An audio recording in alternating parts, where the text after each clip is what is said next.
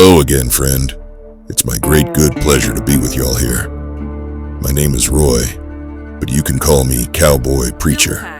When I gaze out across the vast acres of this great land, I can't help but consider how good the Lord has been to me, and how much I want to share that with all y'all out there. So, kick your feet up and sit a spell while I tell you about the Lord above, about the good book, about our Savior Jesus Christ, and about the whole twist and turn and ball all around us.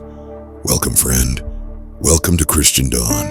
Film Pack. The man who walked the dry earth they called Galilee wasn't looking for silk or the fat of the herd. He walked slow, like a man whose boots had seen 1,000 miles of alkali dust, and he carried the kind of quiet that only comes from knowing the whole darn story before the first act is done.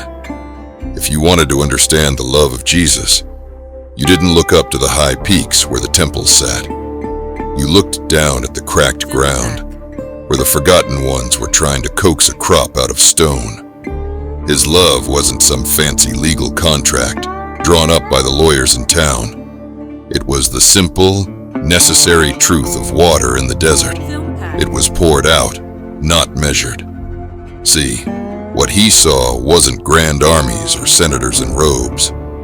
He saw the migrant worker with shoulders bowed over the hoe, the woman whose face was etched deeper than the riverbed, the ranch hand who had done everything right and still ended up hungry. He saw the way the banker looked at the borrower, and the way the rich man walked past the beggar, and his heart just turned over, quiet like a horse settling down for the night.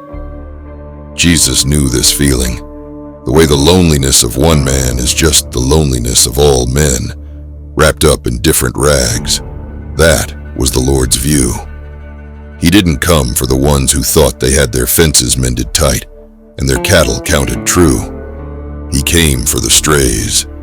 He came for the man who was so deep in his own failure, he could only stare at his worn-out boots, ashamed to look up at the nickel day. The other leaders, they measured a soul by what it produced. How much coin, how straight the back, how clean the hands. But Jesus, he measured a soul by its need. He looked right through the grime and the broken promises and the sin that stuck to a body like mud, and he saw the original spark, the piece of himself that was still struggling to breathe.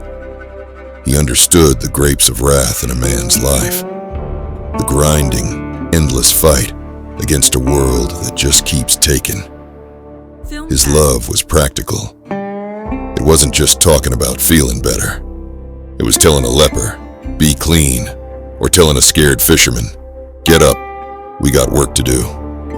It was the ultimate solidarity, the absolute refusal to write off even one soul as spoiled or unsalvageable. And when it came to the end, well, he didn't just tell them he loved them. He didn't just draft a manifesto. He became the whole tragedy of the range.